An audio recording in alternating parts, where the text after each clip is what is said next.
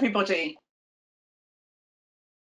Can you please give yourselves a big pat on the back for being with us this evening? I don't know about you, but here in Guernsey, the weather is absolutely glorious. And I think, Mike, at your end, it's pretty good too. It is. It is, great.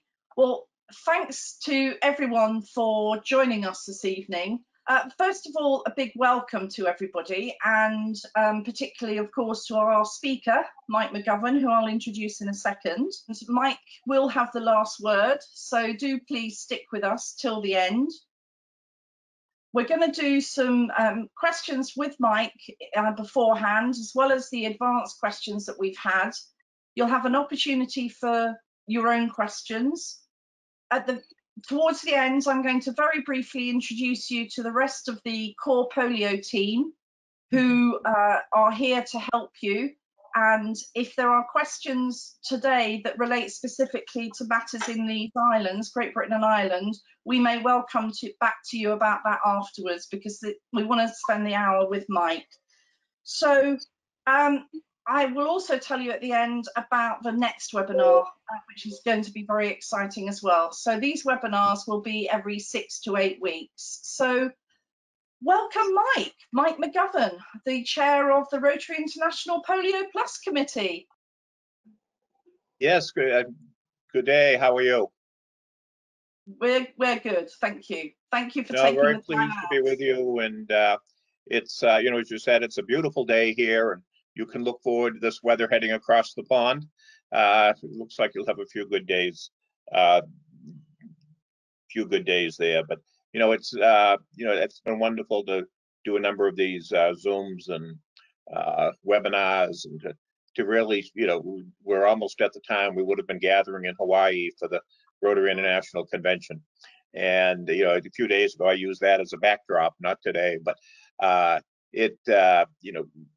you know, Mark Maloney, our president this year, as you know, talked about Rotary connecting the world, and you know, we never knew we'd be connected this way, but we are, so we're going to make the best of it. And you know, it's a great opportunity to meet with the Rotarians in the United Kingdom, Jersey and Guernsey, and other parts of your area, and whoever else might have come on the webinar as well. So thank you, Jannine, for setting this up. And you know, it's good to be with Reg, one of the other panelists, Eve and Judith as well. I work closely with all of them during the course of the year, and particularly Judith, who is a member of the IPPC, and I'll mention a little bit later some of the other things she does. So, thanks, Jannine. Brilliant, thanks, Mike. So can we just start very quickly?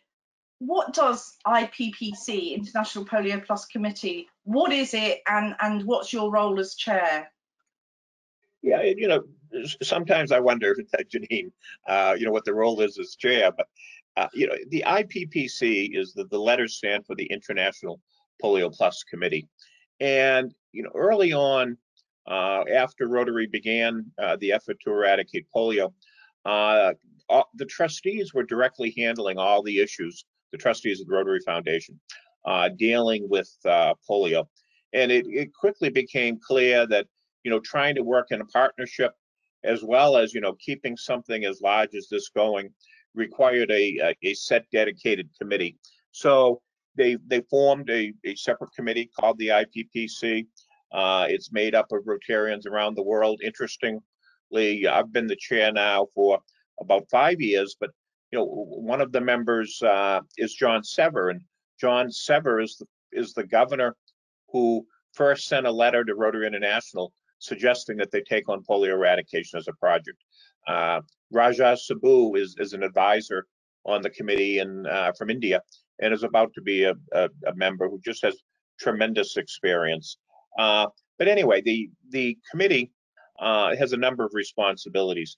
And these aren't in any certain order. One obviously is fundraising. We handle that through End Polio Now coordinators, people like Reg, Keith Paver, who's done it, and others. We have a committee as well called the Countdown to History Committee, chaired by John Durham. Eve Conway is on that committee, and that committee, you know, particularly looks at the big projects to raise money, as well as the just keeping everyone informed and updated on polio eradication. And those efforts have been successful. Rotary, from its own sources, has raised over $1 billion for polio eradication.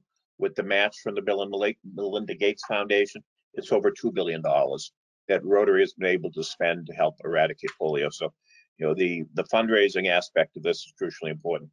Second, advocacy. And we do advocacy in two ways.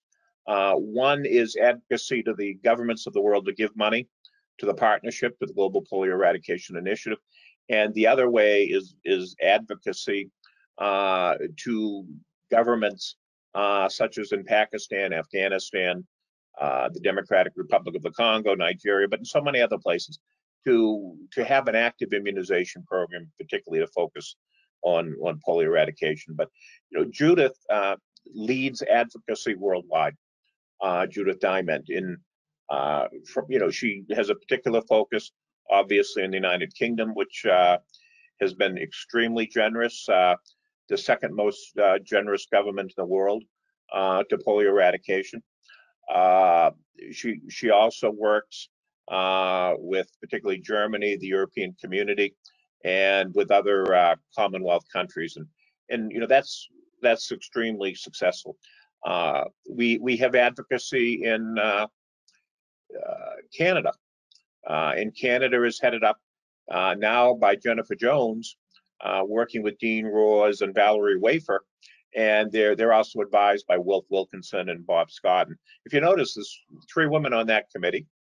Judith heads advocacy, and then in the United States, the government that's given us the most money over the years, it's headed by Ann Matthews, and there's a committee there as well. But the advocacy effort by Rotarians, I don't know the exact amount, but it's over $6 billion. I know. Just the U.S. government alone is over $3 billion, and it's way over $6 billion. But a lot of what Rotary does, we're responsible. And I could mention Australia. Ian's responsible for that. Ian Risley, a gentleman by the name of Kazuo Zawa in Japan. So many countries. Norway, for instance, is a country that has given almost every year. So it's very successful, and between the Commonwealth countries and so many other countries, and it's a piece that Rotary has really looked at to do this. We're responsible for overseeing communications. So, if you see all of the End Polio Now, it's all those communication things come before our committee's updates to make sure we're getting the word out about Rotary's involvement, sometimes successfully, sometimes we get complaints, why is Bill Gates getting all the credit? We hear those complaints, we try to deal with them, and he's a great partner, he and his foundation, but still we want to make sure that we get the word out about Rotary's involvement, Rotary's impact, and also communicate to Rotarians around the world and the importance when getting this done. The committee handles program oversight, stewardship. Judith, myself, and others, occasionally will go to the countries where polio is still endemic, where we have active polio workers, to make sure that the leaders of the programs there, particularly the health ministers, are focused on polio eradication, and basically to ensure that if the monies that we're investing, that Rotarians are giving, we want to make sure that it's being spent right. We want to make sure that it's working toward the end goal of no more polio cases. We also have Mike Webb's been involved, another Rotarian known to many in your region. He's a chartered accountant, I think is the term. That could be a little bit off. The words differ by countries, but he's gone to the offices of WHO and UNICEF, and he's actually looked at the different grants and whether or not they've actually been spent for the purposes for which we gave them. But the one thing about Rotary is you have so many different volunteers with so much different expertise. It's helpful. And the final thing the IPPC does is what I refer to as relationship with the other partners. we have this match with the Gates Foundation, for instance. We want to make sure that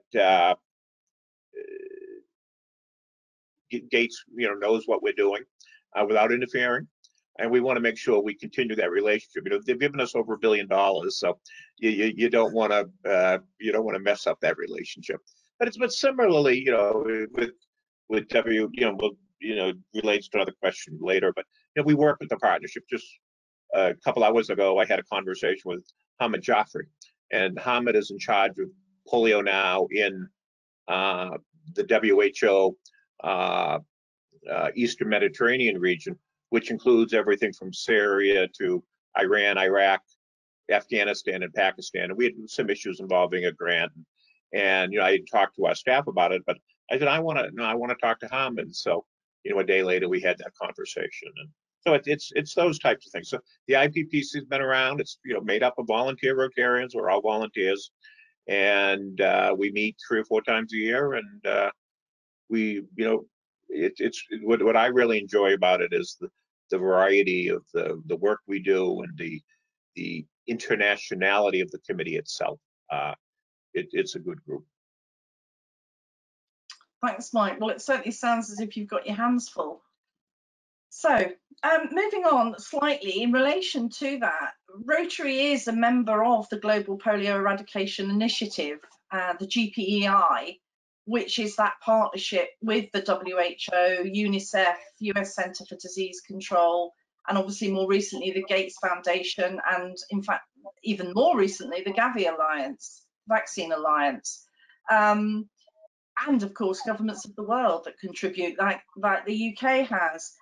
How does Rotary actually, our involvement in that, translate into reality? Yeah, in one way we're in the thick of it, and in one respect we're not so much in the thick of it. Where we're in the thick of it is 2 ways.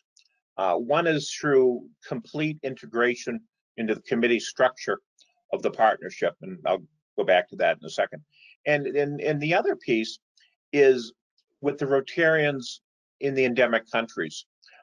We have polio national committees in a lot of different countries, but chiefly in Afghanistan, Pakistan, and Nigeria.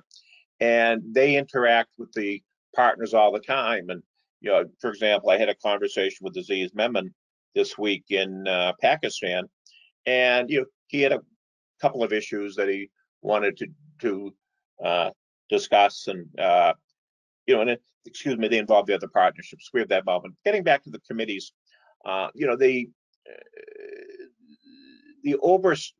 there's an oversight committee called the Polio Oversight Committee, and each of the partners has one representative on that committee, and that includes Dr. Tedros from WHO, Henrietta Fore, who was the head of UNICEF, Seth Berkley, the executive director or whatever the title is of the Gavi Alliance.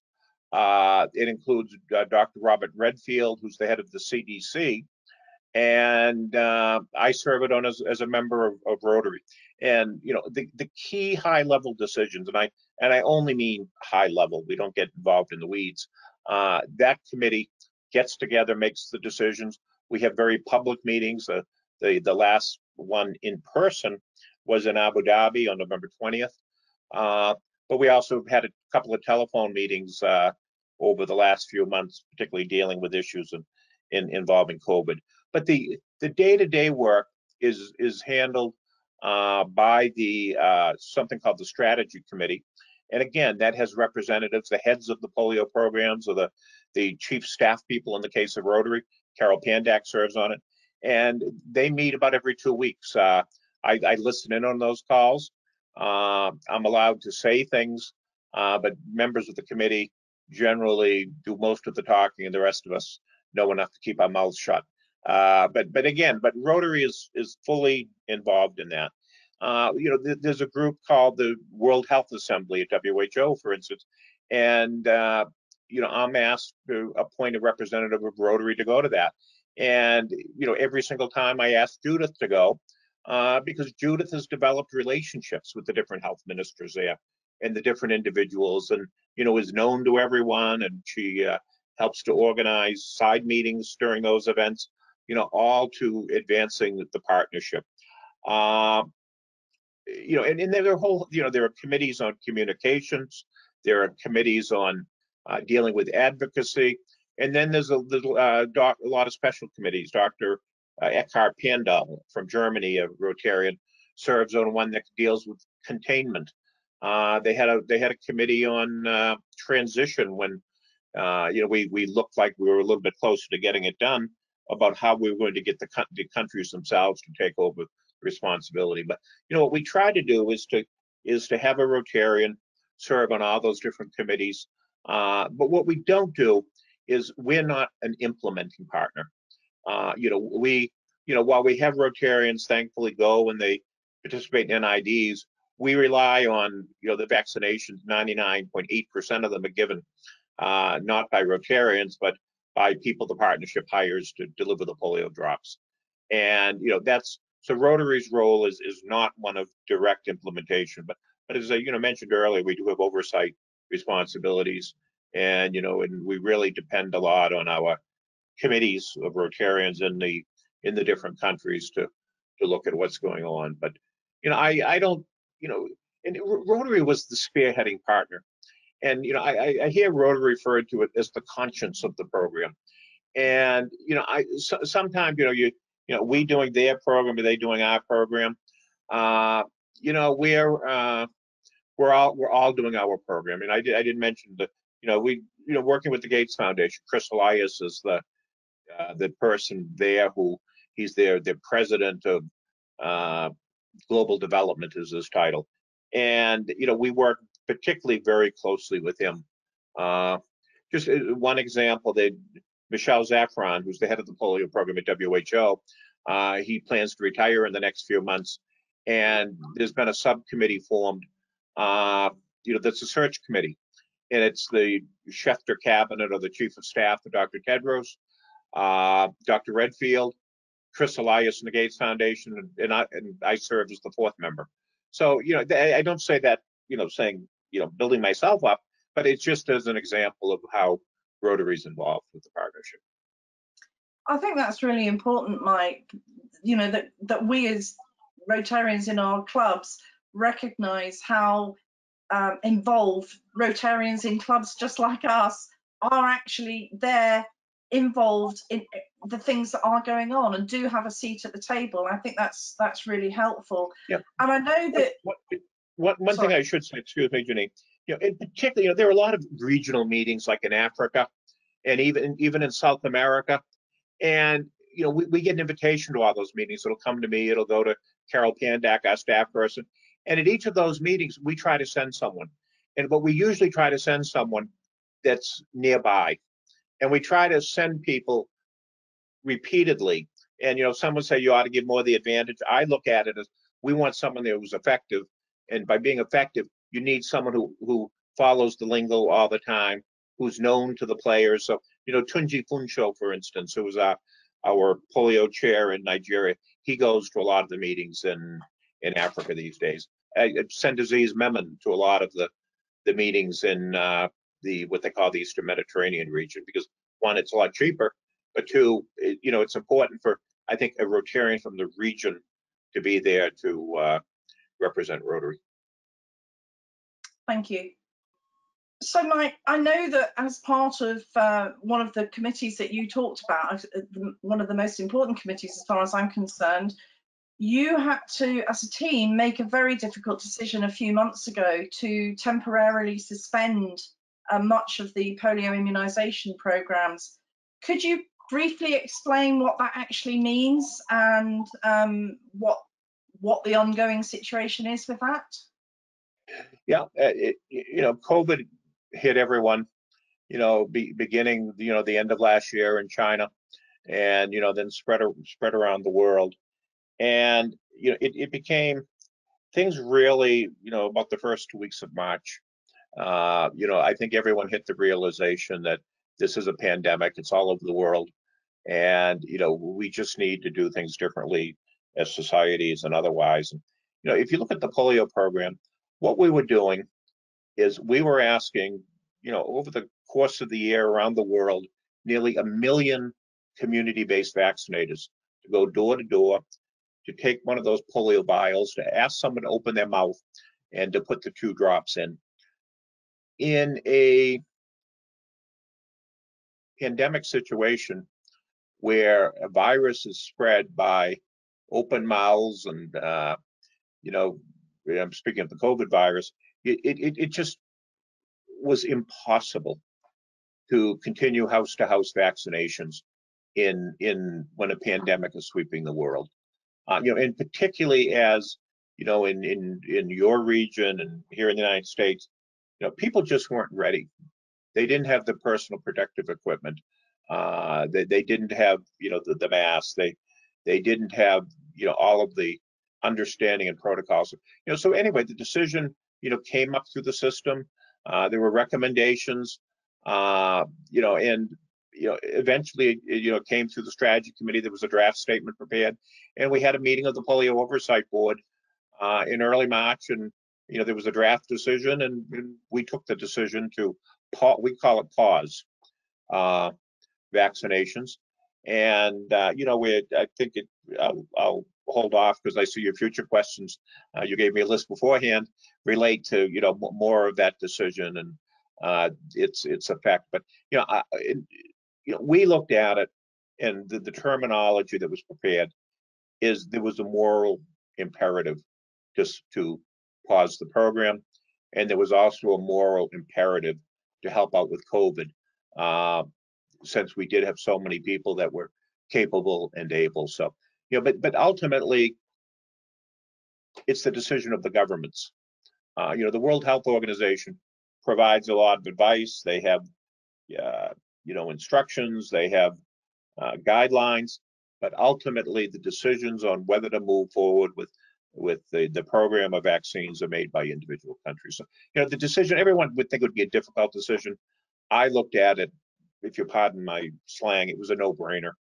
You just couldn't run the health risk either to the homes or to the workers of them going house to house during this period. Yes, it's very sad that the world is where we are for what the reasons that we are. What do you think the implications are for that for polio going forward, Mike? You know, it's a good question. In the short term, you know, this disappointment that, you know, we're not getting on with getting this done. We had some problems the last couple of years in Pakistan involving the elections and changes of personnel. That seemed to be getting back on track. The refusal rates were going down. We still had an issue in Afghanistan with some of the anti-government elements, the Taliban, ISIS, with, you know, resistance, but things seem to be moving on the same track. And this is, you know, suddenly it's like a block wall comes into you, comes before you that you can't do everything that you want to. You know, it's, you know, initially my thought was this may be good, and I mean that, and I don't mean to sound, but good for polio eradication in terms of ultimately reaching our goal. In that, you know, one of the way polio spread is you get all these people going back and forth across the Afghanistan-Pakistan border, and you know, lots of people visiting each other, very close surroundings. And you look, you know, maybe by having people staying in place more, the virus won't spread as much. And there are some indications that may be happening. You know, we do have about 60 cases so far this year, but there aren't as many as we thought there might be, because you know, we do expect we're going to see, you know, a number of cases this year as a result of this process. So, you know, it's a disappointment. But the other piece, and that I thought at the beginning, was that this was really going to help us to people understand the importance of vaccines and the importance of, you know, people working together. And then, you know, it just seemed, but unfortunately, all the crazies have come out. You know, here in this country and, you know, elsewhere, you know, it seems to have been given a voice to the anti-vaccine crowd, and that's troubling. You know, there's all sorts of people that think Bill Gates is an evil person and he has some evil plan to, track where everyone's going, you name it. And, and I call that all silliness. There's no validity to any of it. But at the same time, unfortunately, there's enough people believe this. So I'm nervous, to be honest with you. I'm nervous. Are we going to get more cooperation, more resistance? On the other hand, I think it's a real opportunity with, for example, the Taliban and some of those groups. They've always believed in vaccines, and while Rotary doesn't speak to them directly, there are other intermediaries through the partnership that do. And I think it's an opportunity for them to be responsible to helping out their children and helping out the populations of the areas where they want to influence to help out. So, there's no question that, in the meantime, this is a problem. But we're still buying vaccines. We're still doing the surveillance, which, is important, which, why we're still identifying cases. Some of that's probably not as strong as it was, particularly in Africa. So, things are still going, and we're helping with COVID responses. We'll talk about in a few minutes. So, it's one of these times, but you can feel awful about it, but people feel awful about so many things these days. It's the world we're currently living in. We have these challenges, and but every other challenge, your country's had, we've had, we overcome them, and we overcome them in a lot of ways. And in the end, it's not politicians or government leaders.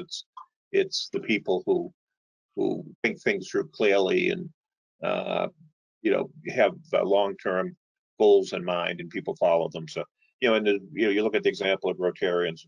We've been at this, the Philippines since 1979, 350,000 cases. The last 5 years, we've had under 200 cases worldwide each of those 5 years.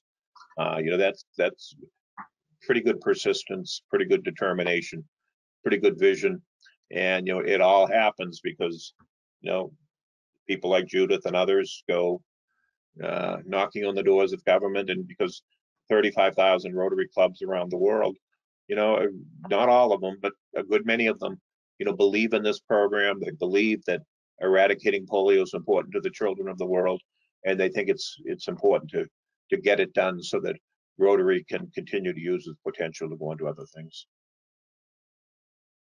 Thanks, Mike. One of the things that we do have to celebrate is in a strange sort of way, is the fact that the polio program is actually having a really positive part to play in the COVID response in many countries. Could you just tell us a few little bits about that, please? Yes, let me start with 5 years ago. I know some of you have heard this, but every time I hear the story, I hear a little bit more. There was a real fear with Ebola. It was going to also become a pandemic around the world.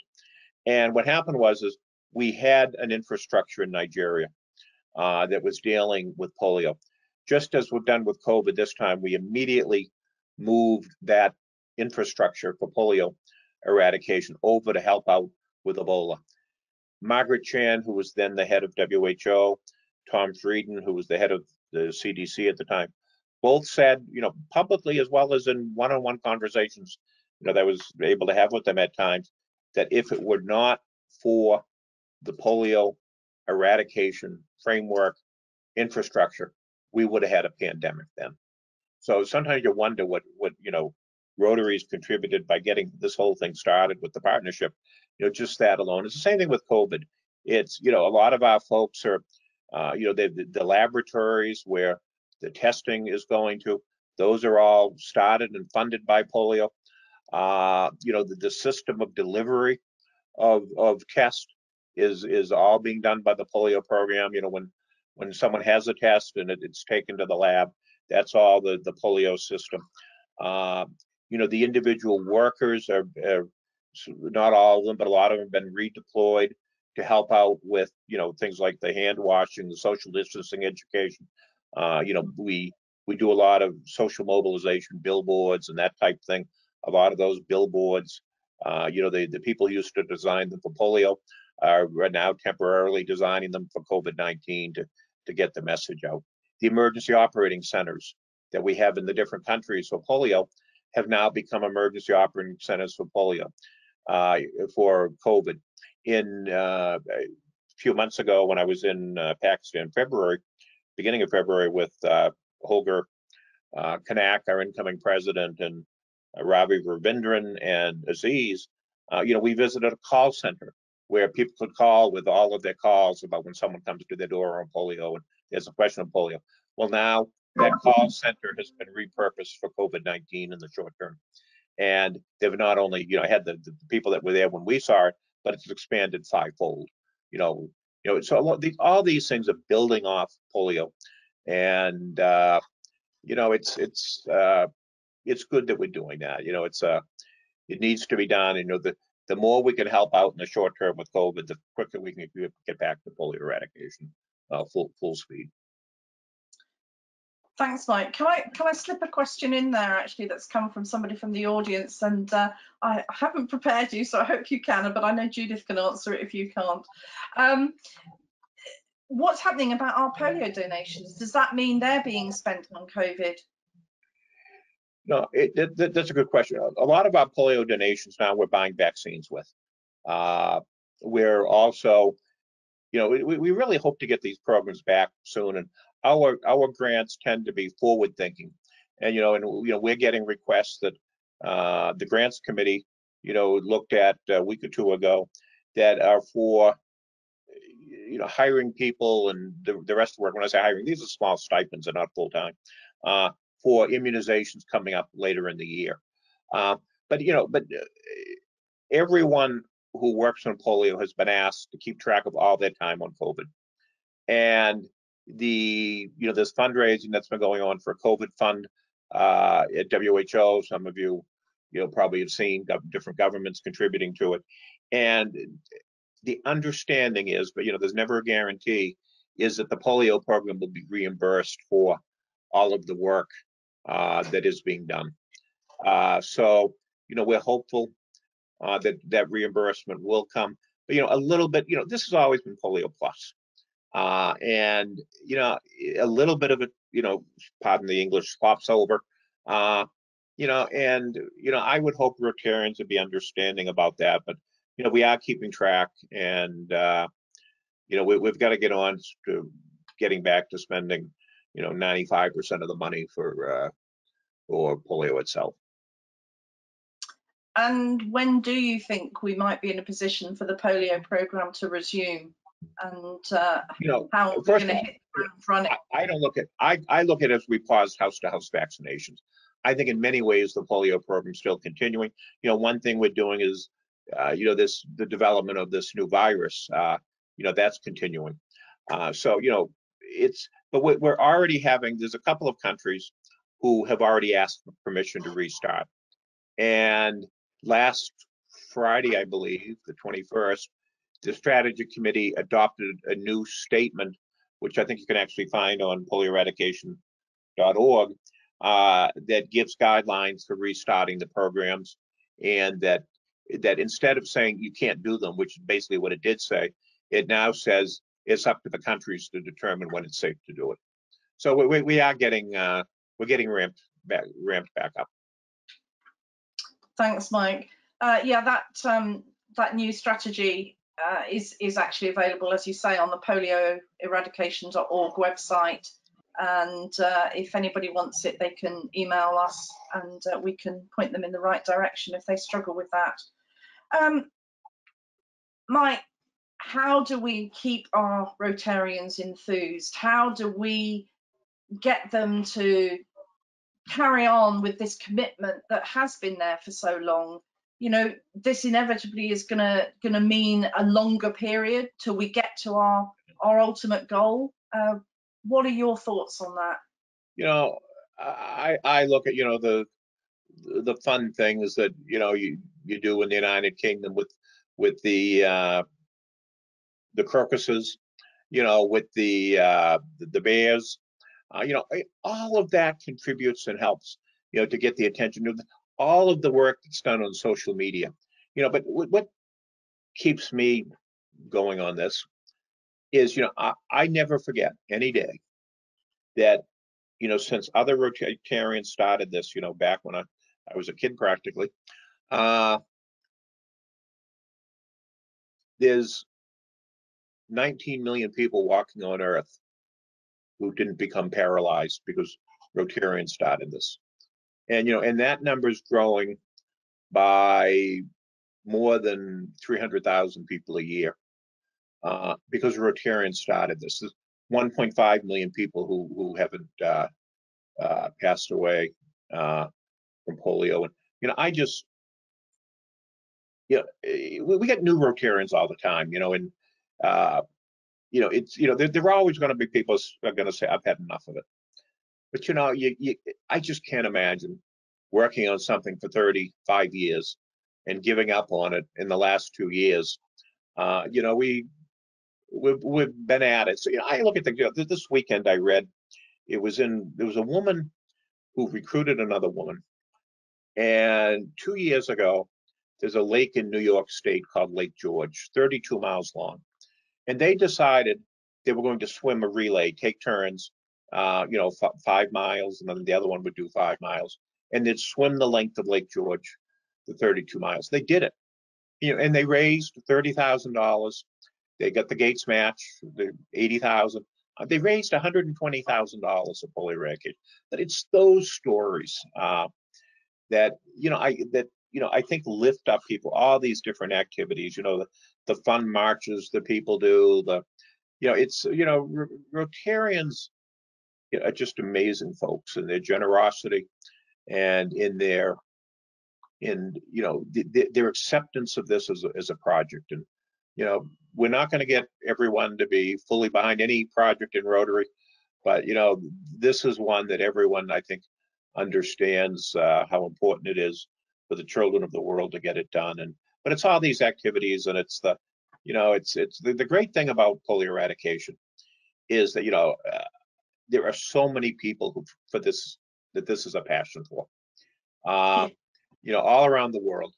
And there isn't a day that goes by that that's one thing nice in my position. I hear about someone doing something terrific, and no matter where the country is, and particularly in Pakistan and Afghanistan, what they do there, and in some of the African countries, is just amazing. There's certainly lots of really positive stories, and I think, me personally, I'm really proud to be a Rotarian, and I would love for other Rotarians to share their success stories, no matter how big or small their fundraising or awareness raising or advocacy work is. We've got a really great story to tell, and let's finish that job. Mike, we are starting to run low on time. What I'd like to do, if that's okay with you, is just turn to some of the questions that we had in advance of the evening. And one of them is from Colin Powell, who's one of our Purple for Polio ambassadors. He's a polio survivor. He's a Rotarian. He's one of our links with the British Polio Fellowship. And he is saying that as a polio survivor for 70+ years, which in addition to paralysis has also impacted upon my chest muscles and thus restricted my lung function, this places me amongst others in the high vulnerability COVID-19 group, meaning that certainly my life will end should I contract coronavirus. My question is, has Rotary any estimation of the number of worldwide polio survivors? And not wishing in any manner whatsoever to take from our global eradication objective, do we as Rotarians not have a strong moral obligation to also consider their plight, especially in the current pandemic environment? It's a bit of a mouthful, but basically polio survivors and post-polio is particularly as well. Yeah, first of all, there are a lot of polio survivors, thank goodness. We don't have a count of the numbers in the world. Obviously, an awful lot of them are in India, in Africa. But if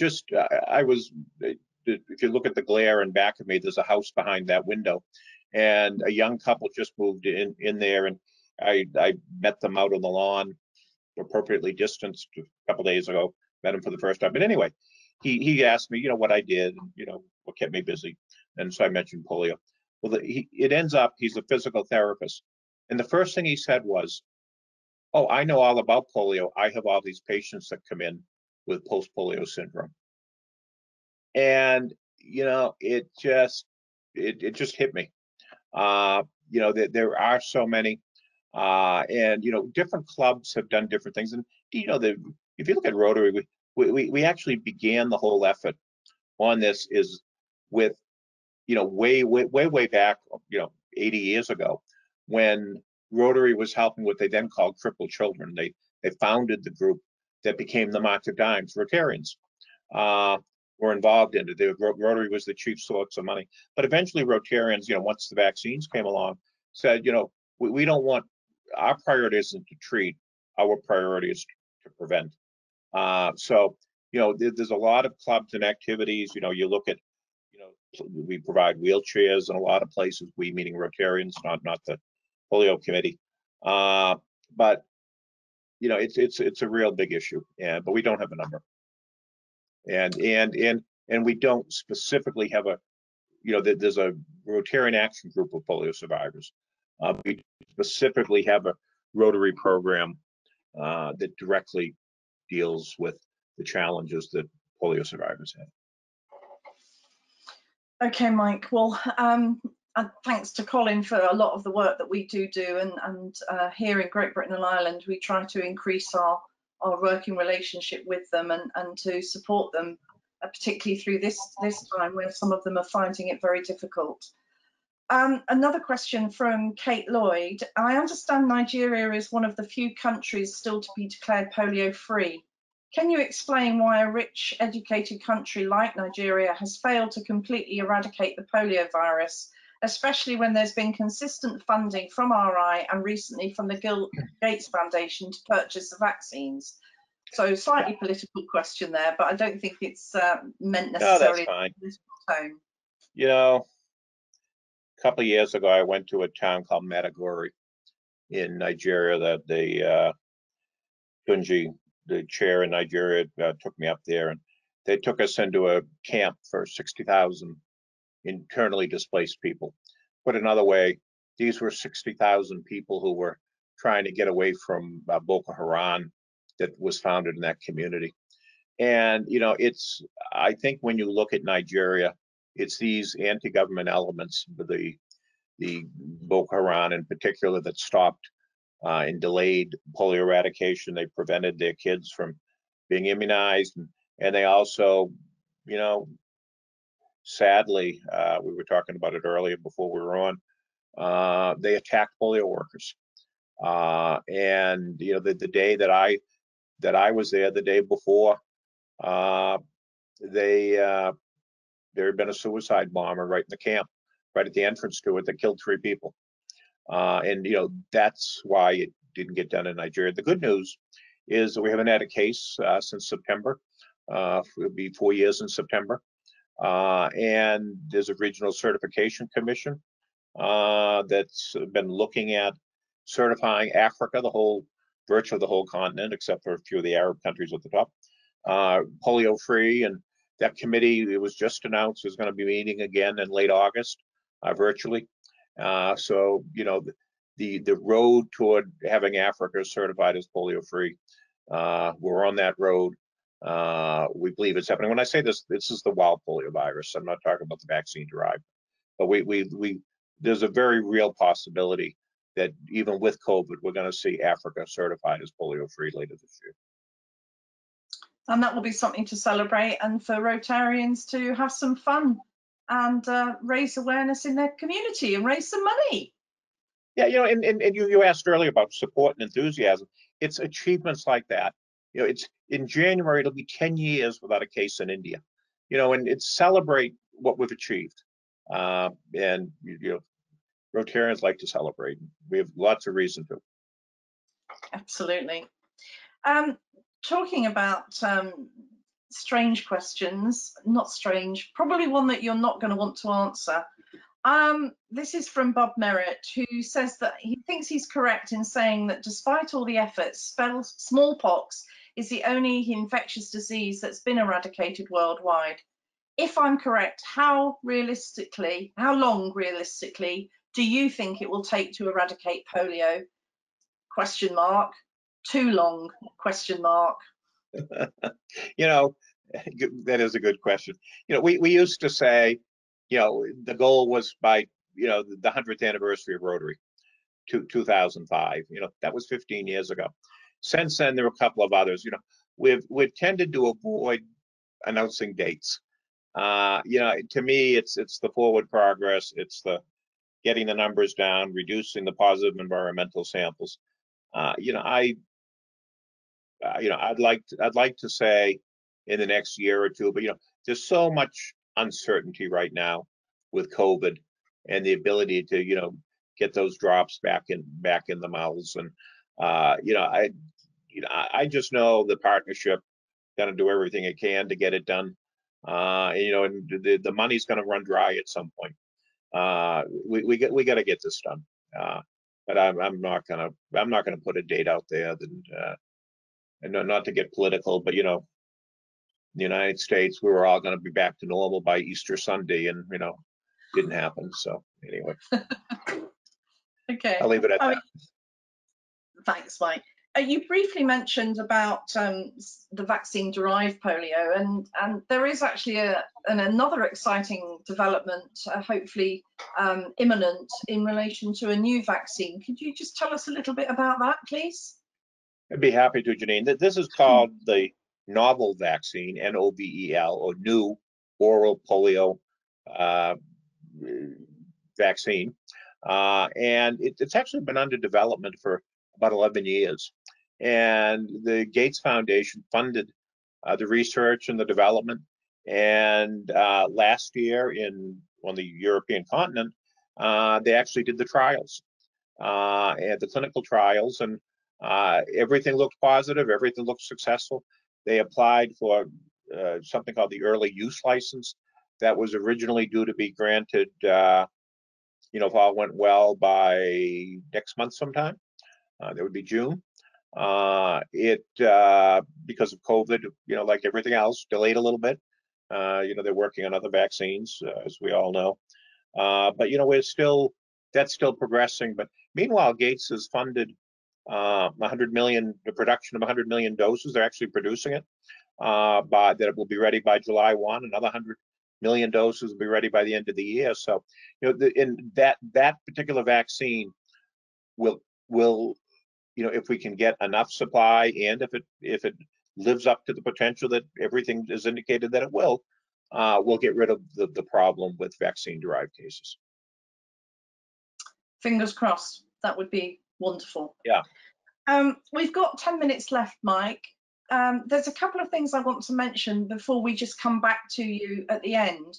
One of the things that I just want to make sure our audience are aware is that we do have a core polio team here in Great Britain and Ireland, and Mike has mentioned a number of them.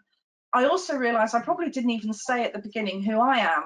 I'm Jannine Birtwistle from the Rotary Club of Guernsey, and I'm the Rotary GBI Polio Champion. So I help to develop a lot of the ideas for fundraising and the materials that come out to you in members' newsletters and things like that. But I'm part of that team, and I'd like to just very briefly introduce the other members of those team. We don't have time to talk to you this evening, but we are all available, and you have got a handout, or in fact you've got 2 handouts that you can access from your control panel by just double clicking. They will open as PDF documents that you can save. And on one of those handouts, you will actually have the polio team. So if I can just open the videos, if that's okay, team. I hope you're not doing anything that you shouldn't be doing. And I'm just sending you each a webcam request. If you could put your webcams on so that they can see you. Keith Paver is also a part of that team, and I think he's logged on as a member as opposed to, oh, Judith is looking a little green there, your background. So we've got Eve Conway, who's, as Mike said, on the Countdown campaign team. Regling, who is one of our End Polio coordinators for the southern part of Great Britain and Ireland. Judith, who is a little green that Mike has told you about from the advocacy side of things. And the one that's not featured is Keith Paver, who's the End Polio Now coordinator from the North. We are all here to help you and to support you in any way that we can. So do reach out to us. It's a great time, online meetings at this time. We're all happy to take part. We're happy to answer your questions. And we will be doing follow-ups from some of the questions and some of the comments that Mike has made. So that's one of the handouts. So thank you for sharing your videos, folks. If you can turn your videos off now, that would be great. The other handout is actually an opportunity that we have thanks to Sir Martin Lewis, who many of you will know as a news broadcaster. Martin has got a commercial company called Your Big Day TV, and if you purchase one of his online videos, which say for instance, your wedding anniversary, Paul, my husband's sitting in the corner that you can't see, your wedding anniversary, 4th of October 1990, you go into Your Big Day TV, you select that date, you can purchase a gift for £19.50, and if you put polio in the checkout code, £6 will come to the polio program, the Rotary End Polio Now program. So that's another way. So that's a flyer there for you. Martin has recorded a video thanking Rotarians and explaining why he is doing what he's doing in that regard. So take a look, have a look at the End Polio GBI Facebook page, and you can see the link to the video there. So that's just a little bit of a plug of an easy way to raise £6. And then at the moment, when we can't go to see people, we can't go shopping, it's a really great gift to give and to raise money and awareness.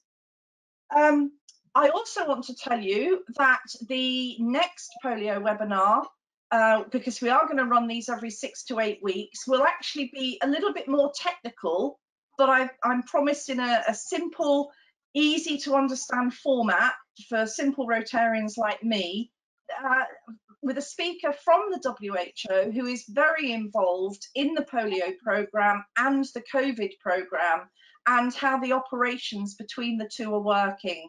So we'll have an opportunity to look at some of the slightly more technical side of things. So that will be the next polio webinar, and I'll be letting you know about the dates for that shortly, but it'll be around mid-July. And then you will be receiving an email in a couple of days' time as a follow-up from this evening's webinar, and there will be a survey in that seeking some thoughts from you about how the evening has gone, and future webinars and future speakers that we can have. So your help with that would be very helpful. I've just seen that there's a question. Tony Black, who I feel obliged to ask his question. He's got rank over us at the moment. Is our RI director from our area. Tony is asking, is the new vaccine given by injection? It's an oral polio vaccine. Thank you. Nice short answer for that one, Tony. Thank you. So thanks, Mike. So Mike, we've just got 5 minutes left. Is there anything else that you would like to tell us that we haven't asked you, or any messages that you want to leave us with? Thanks, Jannine. First, I want to thank everyone in the RIBI region, and however you refer it yourselves as. It's really been an anchor for the program, with so many Rotarians, and I'm in my current position as polio chair because John Kenny wanted me to be in this position. Someone from Scotland, a name we don't hear that much, but he and so many others have just been great contributors to this process, to all of the leaders that you've just mentioned, that you've been on the screen, even the Green Judith, and as she came across the screen.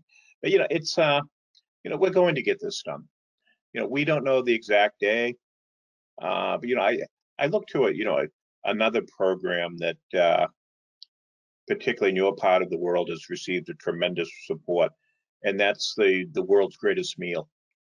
And Suzanne Ray and Mahatra.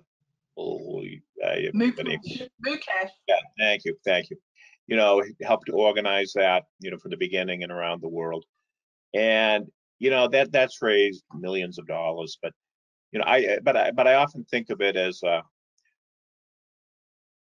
know, as a reminder of, you know, what is the world's greatest meal and what will be the world's greatest meal. And, you know, sometimes I do these slides and I show a picture of the young man from the Americas who was the last polio case, and Ruksha, the young girl from India who was the last case there. To me, the world's greatest meal will be the meal when we haven't had polio in the world for 3 years, and we know the person who was the last case. And that person, either virtually or some other way, sits down with us, shares a meal.